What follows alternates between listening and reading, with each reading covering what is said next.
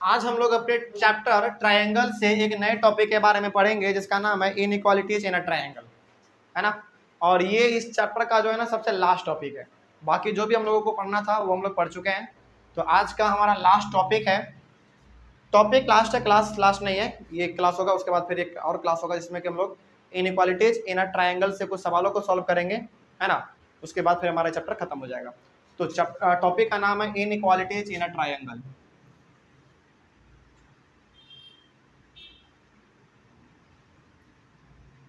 inequalities in a triangle।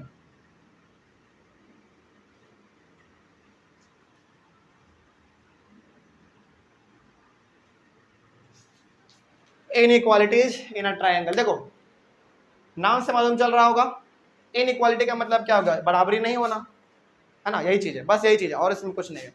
जैसे एक दो एग्जांपल ले लेते हैं, उसके बाद फिर हमारे पास दो दो थ्योरम है, इसको सॉल्व करेंगे। देखिए यहाँ पे जैसे इनइक्वालिटी का मतलब आपको समझना होना, तो जैसे मान लीजिए यदि ये एक लाइन सेगमेंट है, इसका नाम आप यदि ए बी रखते हैं, और ये एक लाइन सेगमेंट है, इसका नाम आप सी और डी रखते हैं। देखिए यहाँ पे आपको इनइक्वालिटी साफ नजर आ रहा होगा, नजर आ रहा है कि नहीं। ए बी जो लाइन सेगमेंट है वो हमारा छोटा है सी डी से, यानी कि सी डी हमारा क्या है, यानी कि सी डी बड़ा है। यही है इनइक्वालिटी। समझ रहे बात को। इनइक्वालिटी टॉपिक बड़ा आसान है, समझना भी आसान है। जैसे आपके बुक में जो एक और दिया हुआ है वही चीज आप समझ लीजिए। जैसे मान लीजिए यहाँ पे चलिए इसका नाम आप दे सकते हैं ए बी सी, ठीक है। यहाँ पे एंगल बी जो बन रहा होगा, हो सकता है सपोज मान लीजिए कि ये बन रहा होगा आपका 50 डिग्री, सपोज एग्जैक्ट नहीं है, मान लीजिए 50 डिग्री बन रहा है। एक और आपके पास है, इसको आप मान लीजिए ये आपका 60 डिग्री बन रहा होगा, और इसका नाम आप दे सकते हैं डी ई और एफ। देखिए क्या आपको अब इनइक्वालिटी समझ में आ गया। इनइक्वालिटी का मतलब हो गया कि दो फिगर जो है ना इक्वल नहीं होंगे इस प्रकार से। जैसे ये वाला देख लीजिए, इनइक्वालिटी आपको समझ में आ जाएगा। ये वाला भी देख लीजिए, एंगल 50 है, एंगल 60 है, यही हमारा इनइक्वालिटी है। लेकिन इनइक्वालिटी हम लोग पढ़ने वाला ट्रायंगल में, है ना, ट्रायंगल में, क्योंकि चैप्टर ही हमारा ट्रायंगल के बारे में है। तो लाइन और ये वाला नहीं पढ़ेंगे हम लोग, ट्रायंगल के बारे में पढ़ेंगे।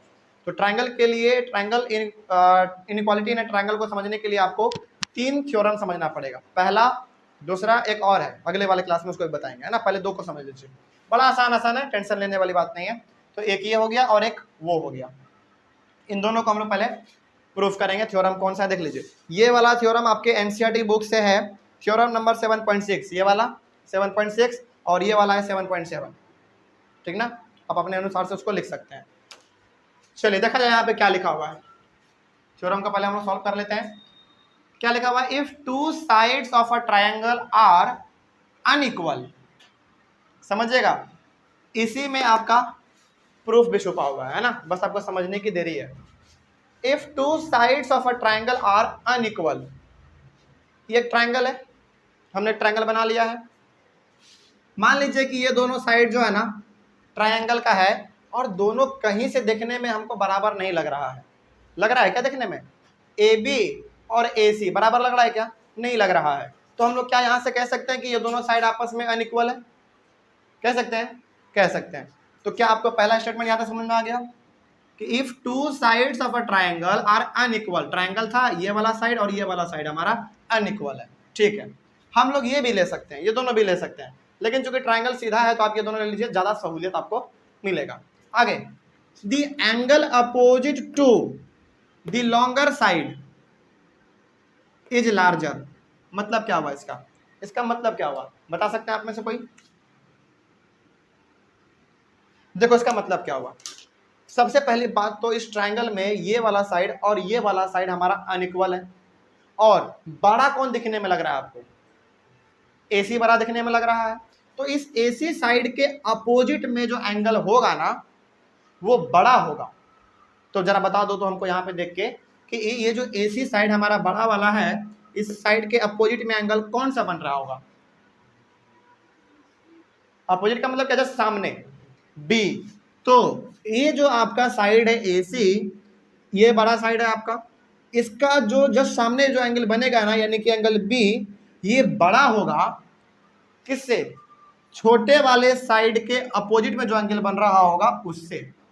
तो छोटे वाला साइड कौन सा हमारा? ये है। तो इसके अपोजिट कौन होगा? ये। तो अब यहां से हमको क्या प्रूफ करना है, एक बार में आप समझ लीजिए। हमको ये प्रूफ करना है कि इस ट्रायंगल का जो आपने दो अनइक्वल साइड लिया था, ए बी और ए सी जो आपने अलग अलग साइड लिया था, जो बड़ा वाला साइड है उसके अपोजिट में जो एंगल बन रहा होगा ना, वो एंगल बड़ा होगा किससे? छोटे वाले साइड के अपोजिट में जो एंगल बन रहा होगा उससे बड़ा होगा। ये हमको प्रूफ करना है, यानी कि angle B is greater than angle C, यही हमको साबित करना है। समझ में आ गया बात? कोई समस्या यहाँ तक समझने में? नहीं ना? चलो, तो अब हम लोग थोड़ा सा प्रूफ की ओर आगे बढ़ते हैं। और एक दो चीज़ हमको पहले यहाँ पे लिखना पड़ेगा, जैसे हम लोग लिखते हैं गिवन, टू प्रूव, कंस्ट्रक्शन की जरूरत है तो कंस्ट्रक्शन, उसके बाद फिर प्रूफ करते हैं हम लोग, है ना? चलिए देखा जाए यहाँ पे। देखो, अब चूंकि हम लोग प्रूफ कर रहे हैं ना, तो ज़्यादा अच्छा रहेगा कि आप इसका कुछ नेमिंग कर दें, है ना? जैसे आप इसको कह सकते हैं एंगल 1, इसको एंगल 2 कह लीजिए। हालांकि एंगल बी और एंगल सी भी कह सकते हैं, लेकिन 1 2 थोड़ा सा ज़्यादा अच्छा लगता है ना, एंगल 1 एंगल 2 इस प्रकार से। चलिए, ये तो हो गया हमारे पास। इसको लिखने का तरीका क्या है, देखिए यहाँ पे ध्यान से। गिवन क्या है आपके पास? सबसे पहले गिवन मान लीजिए कि आपके पास एक ट्रायंगल था ABC, वही था ना गिवन? केवल ट्रायंगल था आपके पास ABC, यही गिवन था ना आपके पास? कोई डाउट इसमें? चलिए, उसके बाद और इसमें क्या गिवन था? इसमें और क्या गिवन था, जरा बताइए तो।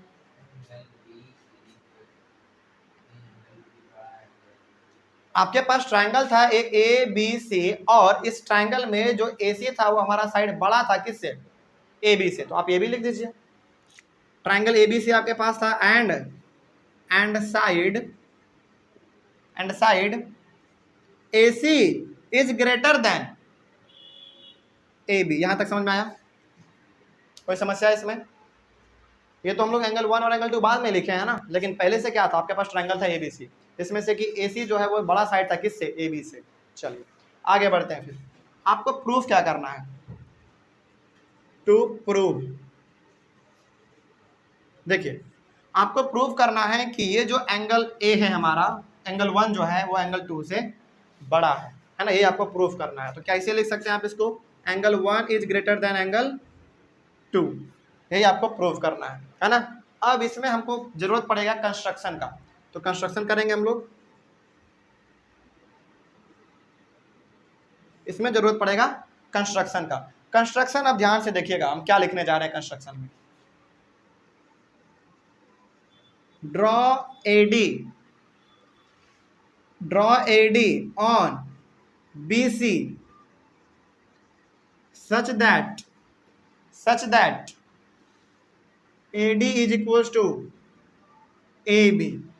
ये स्टेटमेंट बहुत कुछ कह रहा है। यदि आप इसको थोड़ा सा गौर से देखेंगे और सुनेंगे ना और समझेंगे तो आपको मालूम चलेगा क्या कहा गया। इसमें कहा गया है कि ड्रॉ AD, आपको AD ड्रॉ करना है किस पे? BC पे। तो AD कहाँ है आपका? A कहाँ है? A यहाँ है। तो इससे आपको एक इस पे ड्रॉ करना है जिसका नाम रहेगा D। देखिए यहाँ पे एक और चीज लिखा हुआ है, सच दैट AD बराबर AB।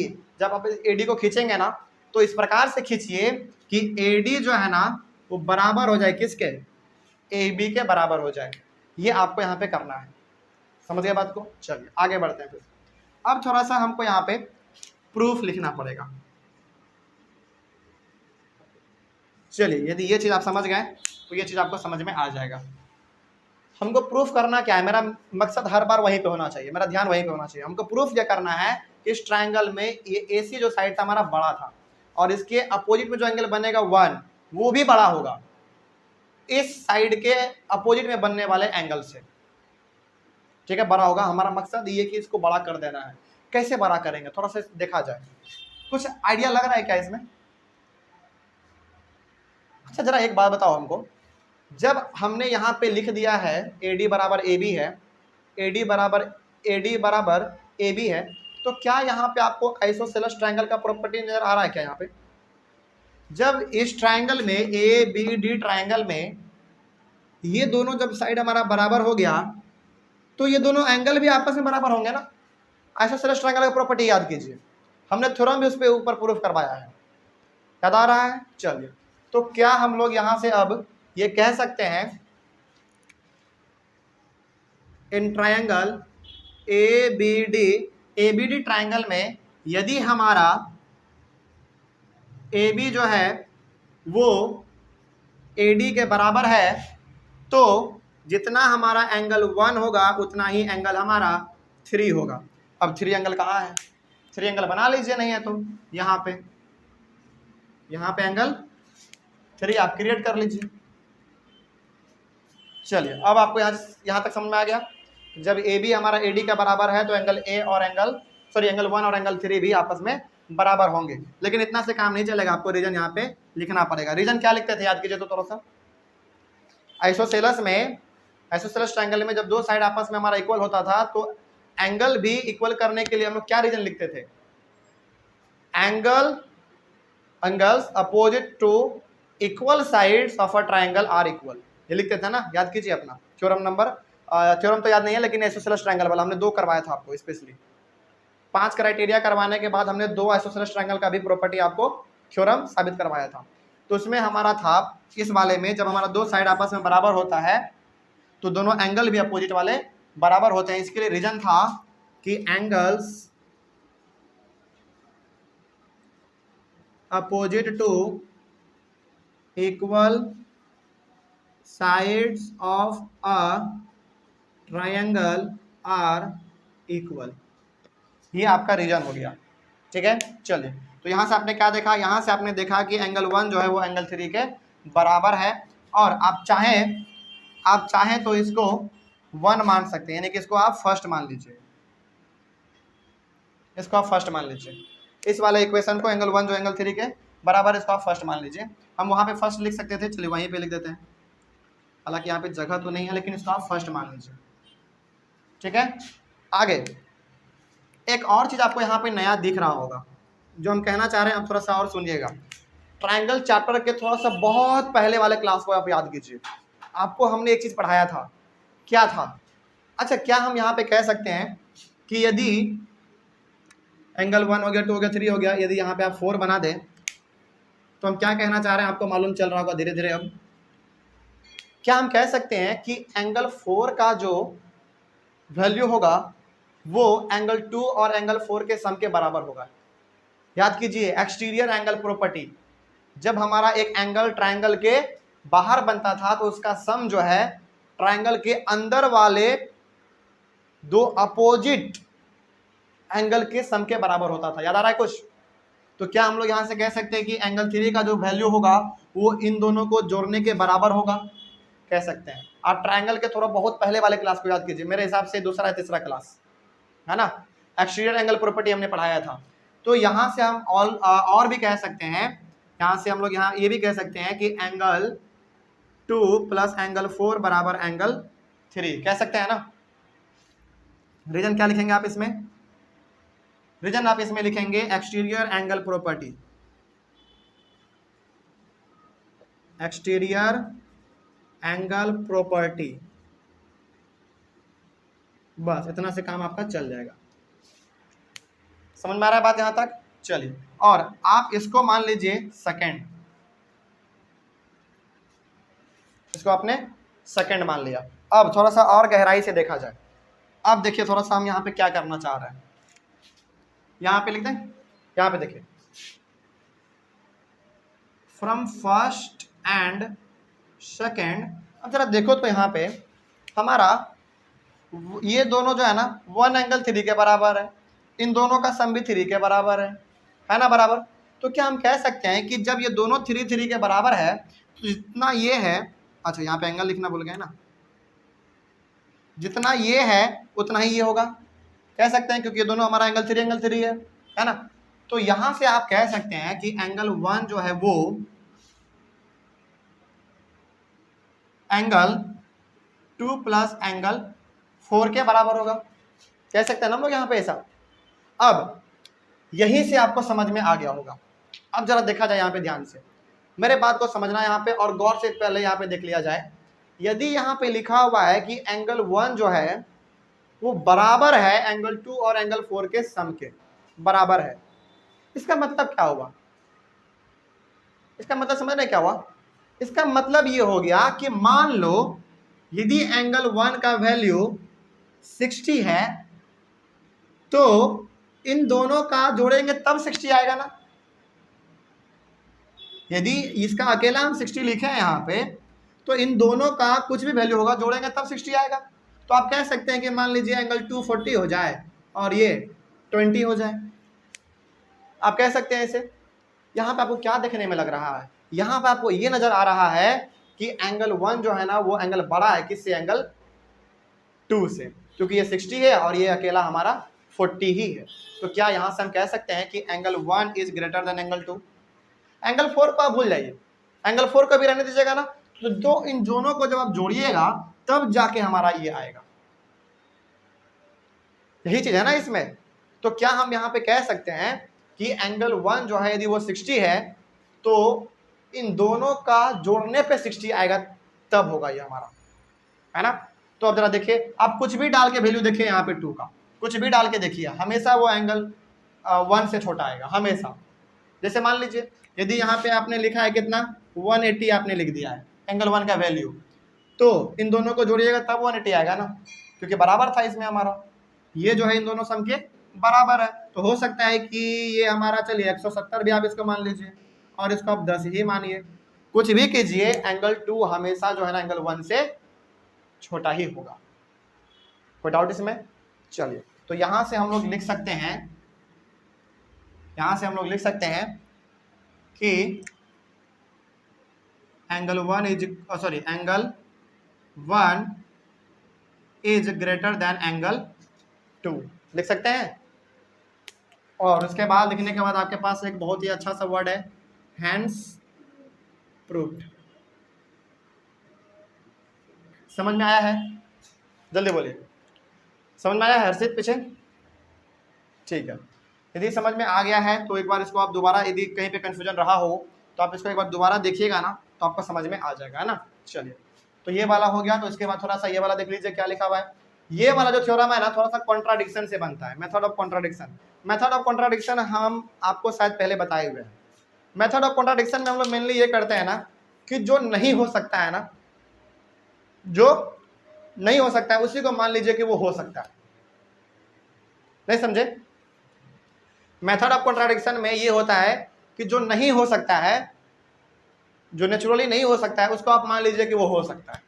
जैसे क्या सूरज कभी पश्चिम से उग सकता है? क्या नहीं उग सकता, लेकिन आप मान लीजिए कि उग सकता है। यही हमारा है मेथड ऑफ कॉन्ट्राडिक्शन, है ना। लेकिन ये हकीकत तो नहीं होगा कभी, ये कभी हकीकत होगा क्या? कभी भी हकीकत नहीं होगा। आपके मानने से क्या होगा? आप मान लीजिएगा कि ठीक है पूरब से हमारा सूरज उगता है, लेकिन क्या हकीकत है क्या? ये नहीं है। यानी कि दोबारा आपको अस्ता पस्ता के पूरब में उगता है ऐसा कहना ही पड़ेगा, है ना। तो ये हमारा वैसे ही बनता है। चलिए पहले इसको आप थोड़ा सा नोट कर लीजिए, पीछे नोट कर रहे हैं कुछ बच्चे, पहले इसको नोट कर लीजिए, उसके बाद फिर हम लोग देखेंगे उस थ्योरम को। हो गया? चलो, वो थ्योरम क्या है? हमने कहा कि वो मेथड ऑफ कॉन्ट्राडिक्शन से बनता है, मतलब कि जो नहीं हो सकता है ना उसी को आप मान लीजिए कि वो हो सकता है ना। लेकिन बाद में आपको पछतावा होगा कि हमने बेकार मान लिया। वैसे ही बनता है वो मेथड ऑफ कॉन्ट्राडिक्शन, वही चीज होता है। चलिए कैसे बनेगा देखो, ध्यान से देखो क्या लिखा हुआ है। लिखा हुआ है कि इन एनी ट्राइंगल, कोई भी ट्राइंगल हो, the side opposite to the larger angle is longer. मतलब क्या हुआ इसका? कोई समझाओ थोड़ा सा हमको इसका मतलब, बताओ थोड़ा सा इसका मतलब हमको। अंग्रेजी में लिखा हुआ है भाई, उर्दू में थोड़ी लिखा हुआ है कि नहीं समझा सकते हो। थ्योरम पढ़ रहे हैं हम लोग, थ्योरम का मतलब तो समझ में आना चाहिए क्या कह रहा है। जैसे कि इसमें हमने कहा था कि जो हमारा बड़ा वाला साइड होगा उसके अपोजिट वाले जो एंगल होंगे वो बड़े होंगे, उसी प्रकार से उसमें भी तो है। जब सोच के बताइए तो क्या लिखा हुआ है इसमें, इसका मतलब क्या समझ में आ रहा है आपको?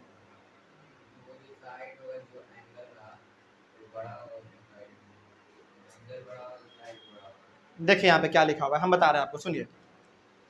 इन एनी ट्रायंगल, कोई भी ट्रायंगल आपके पास है, मान लीजिए आपके पास ट्रायंगल ए बी सी ही दिया हुआ है, ठीक ना। आगे, this side opposite to larger angle is longer. अच्छा, हमको इसमें साबित करना है कि जो लार्जर एंगल होता है ना, देखिए ध्यान से, जो लार्जर एंगल होगा उसके अपोजिट में जो साइड होगा ना वो बड़ा होगा, यही हमको इसमें साबित करना है। तो अब जरा बताइए हमको कि इस ट्रायंगल को देखकर क्या आपको नहीं लग रहा है कि ये वाला और ये वाला अनइक्वल साइड है? लग रहा है क्या ऐसा? बिल्कुल अनइक्वल है, ये छोटा है और ये बड़ा है। तो अब आपको मालूम है इस वाले थ्योरम के हिसाब से कि यदि ये साइड हमारा बड़ा है तो यहाँ पे जो एंगल बनेगा इसके अपोजिट में, इसके अपोजिट में जो एंगल यहाँ बनेगा वो बड़ा होगा। आपको मालूम है बड़ा होगा, है ना? तो यहाँ पे आप कह सकते हैं कि जो एंगल 1 है वो बड़ा होगा इस एंगल 2 से, क्योंकि ये हमारा छोटा साइड है ना, छोटा साइड। सुनिएगा मेरे बात को ध्यान से, यदि ये चीज समझ गए आप तो फिर इनइक्वालिटीज आपको समझ में आ जाएगा ट्रायंगल का, है ना? देखा जाए, यहाँ पे कहा गया है कि जो आपके पास दो अनइक्वल साइड है ना, उसका जो बड़ा वाला साइड है उसके सामने जो एंगल बनेगा ना वो तो बड़ा होगा ही, क्योंकि आपने यहाँ से जान लिया। लेकिन एंगल बड़ा होने के कारण इसके जो सामने वाला जो साइड होगा ना वो बड़ा होगा। वही बात है ना, कॉन्ट्राडिक्शन है ना, कन्वर्स है बस इसका। इसमें आपने क्या किया? इसमें आपने किया था कि साइड यदि बड़ा है तो एंगल भी बड़ा होगा, इसमें कहा गया है कि एंगल बड़ा है तो साइड भी बड़ा होगा। प्रूफ करके बताइए, वही चीज़ है बस, हमको मालूम है, फिर क्यों प्रूफ कर रहे हैं? लेकिन पूछेगा ना एग्जाम में, पूछेगा, इसलिए हम लोग प्रूफ कर रहे हैं ना। तो ये वाला एंगल हमारा बड़ा होता है इधर के हिसाब से, तो ये वाला साइड भी हमारा बड़ा होना चाहिए, हमको प्रूफ करना है। और ये वाला एंगल हमारा छोटा होता है तो ये साइड भी छोटा होना चाहिए। तो आपको प्रूफ क्या करना है, आप देखिए ध्यान से। लिखने का तरीका क्या होगा आपका? पहले तो गिवन लिखिए। गिवन आपके पास फिलहाल अभी एक ट्रायंगल है ABC, और इसमें आप गिवन लिख सकते हैं कि एंगल 2 जो है वो एंगल 1 जो है वो एंगल 2 के बड़ा है। तो आप यहाँ पे लिख दीजिए कि कैसे लिखे थे हम लोग यहाँ पे, हाँ, angle 1 is greater than angle 2, ये आप लिख दीजिए क्योंकि ये आपको सवाल में दिया हुआ है ना। आगे आपको प्रूफ क्या करना है? टू प्रूव आपको प्रूव करना है कि जो AC है ना वो हमारा बड़ा है किससे? AB से। समझ में आ रहा है बात? यहाँ तक कोई समस्या है? चलिए, इतना आपको समझ में आ रहा है कि यदि ये एंगल हमारा 1 जो है बड़ा है एंगल 2 से, तो ऑब्वियस सी बात है कि बड़े वाले एंगल के सामने जो साइड होता है वो भी बड़ा होता है, और छोटे वाले एंगल के सामने जो साइड होता है वो छोटा होता है। आपको मालूम है, इसलिए आपको मालूम है, बस साबित करने का तरीका क्या है, इसी को हम लोग कहते हैं मेथड ऑफ कॉन्ट्राडिक्शन। जो आपको पहले से मालूम है ना उसको भी साबित करना पड़ता है, इसी को हम लोग कहते हैं मेथड ऑफ कॉन्ट्राडिक्शन। ठीक है, चलिए कैसे करेंगे ये आपको मालूम है। अब इसमें कंस्ट्रक्शन की जरूरत नहीं है, आप डायरेक्ट प्रूफ लिख दीजिए। देखिए, यदि थोड़ा सा गौर से देखा जाए ना, यदि गौर से देखा जाए इन ट्रायंगल ABC, इस ट्रायंगल को देखने से आपको खुद मालूम चल रहा है कि ये वाला साइड हमारा बड़ा है तो ये एंगल हमारा बड़ा होगा, ये साइड हमारा छोटा है तो इसके अपोजिट वाला एंगल भी हमारा छोटा होगा। आपको ऐसा नजर आ रहा है, बिल्कुल सही बात भी है। तो आप यहाँ पे लिख सकते हैं AC जो है वो बड़ा है AB से, है ना, ये बड़ा है हमारा, और इसके हिसाब से जब ये हमारा है AC बड़ा है तो जो एंगल 1 है वो भी बड़ा होगा एंगल 2 से। ये आपको मालूम है, कहाँ से मालूम है ये चीज आपको? इधर वाले से, इधर वाला ही सेम चीज है यहाँ पे, है ना, ये आपको मालूम है। तो क्या इतना प्रूफ हो गया क्या? नहीं, ये भी प्रूफ नहीं हुआ है। अब आपका मेन काम चालू होता है। आप क्या कीजिए, लेट अस सपोज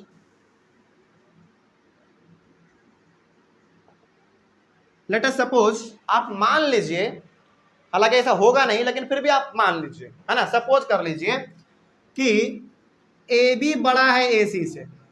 हम बार बार कह रहे हैं कि ऐसा होगा नहीं, लेकिन फिर भी आप मान लीजिए AB बड़ा है AC से, आप ऐसा मान लीजिए।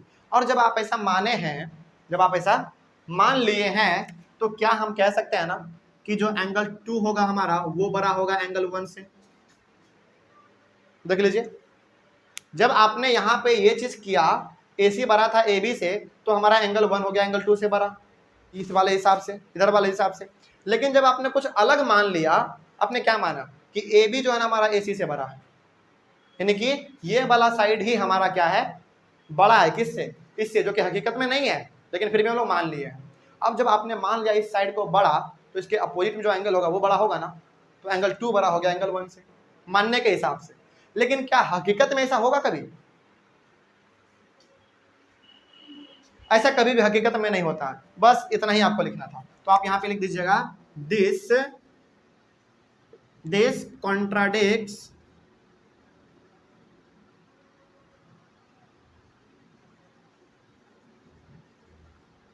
Contradicts our assumption।